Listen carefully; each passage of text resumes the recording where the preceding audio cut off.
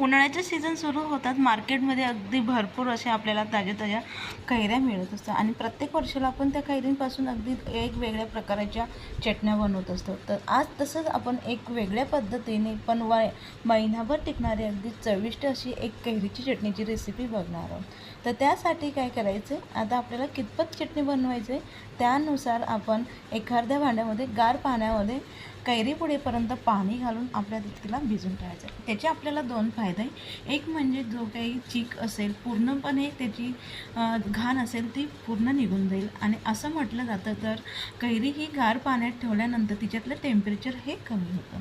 तर मी काय केलं आहे, कैरी अर्धा तास पाण्यात भिजून घेतली. त्यानंतर तिला एका कोरड्या कापडने आपल्याला पुसून घ्यायचे, जेणेकरून अजिबात त्यामध्ये पाण्याचा अंश राहणार नाही.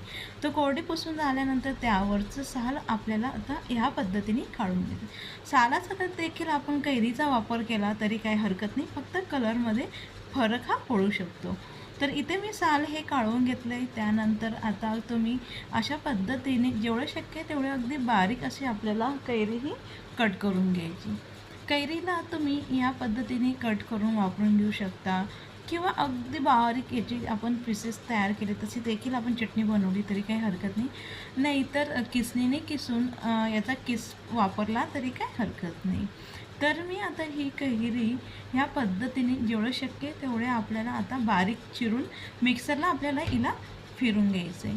तर मिक्सरला फिरवताना देखील आपल्याला याचं अगदी बारीक अशी करायची नाही. छान मिक्सर चालू बंद करत रवेदार असं आपल्याला याचं मिश्रण ते तयार करणार आहोत.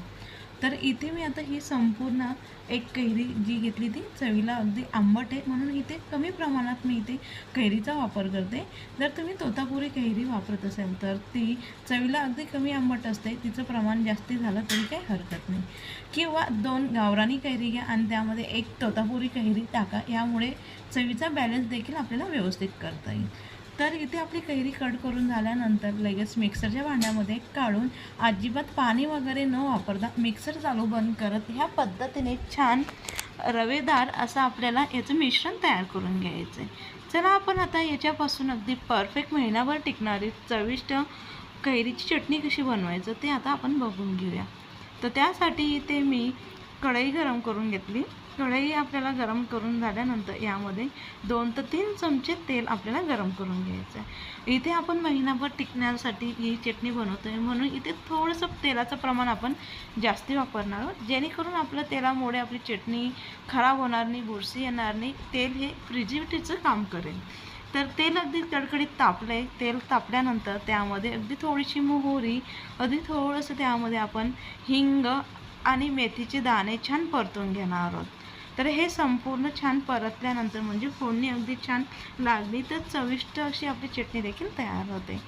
तर लगेच आपण जे मिक्सरला बारीक फिरून घेतलेलं होतं कैरीचं मिश्रण ते यामध्ये घालून छान आपल्याला थोडंसं याचा कलर बदलेपर्यंत म्हणजे जे काही पाणी असेल ते आटेपर्यंत आपल्याला याला छान आता परतून घ्यायचं. ह्यामुळे काय होईल, जी पुढची प्रोसेस असते ती अगदी परफेक्ट आणि आपली चटणी अजिबात खराब न होता अगदी परफेक्ट ती महिनाभर तशीच टिकेल. तर एकसारखं चमच्याने हलवत आता आपल्याला ह्या चटणीतलं म्हणजे जे काय आपलं कैरीतलं पाणी होतं ते पूर्णपणे आटलं आहे आणि त्यामध्ये लगेच अगदी थोडीशी आपल्याला हळदही टाकून घ्यायची. हळद आपल्याला ह्या स्टेपला टाकायची, त्यामुळे काय होणार आहे तर आपल्या चटणीचा कलर ते हा बदलणार नाही.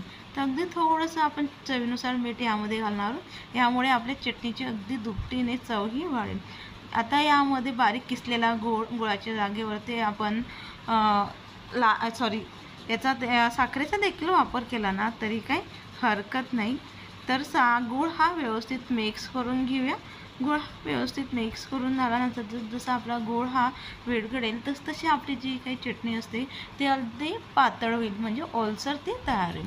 पुन्हा आणखी आपल्याला आता हा गुळातलं पाणी आटेपर्यंत ही चटणी आपल्याला मंद आचेवरती एकसारखं ह्या पद्धतीने व्यवस्थित मिक्स करत आता हिला शिजवून घ्यायची. जेवढं परफेक्ट आपलं गुळाचं पाणी हे आटेल ना तेवढी अगदी छान आणि अगदी लुसलुशीत अगदी परफेक्ट अशी आपली ही चटणी ही तयार होईल. तर त्याच्यातलं आपलं पाणी हे आटून झालं आहे. त्यानंतर काय करायचं, गॅस हा बंद करून घेतला आहे.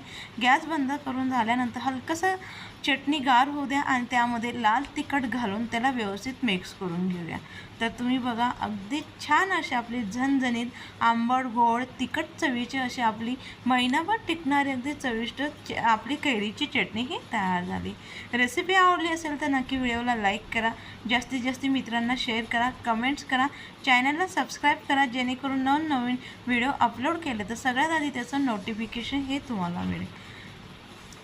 अगदी परफेक्ट अशी आपली महिनाभर टिकणारी अगदी परफेक्ट चटणी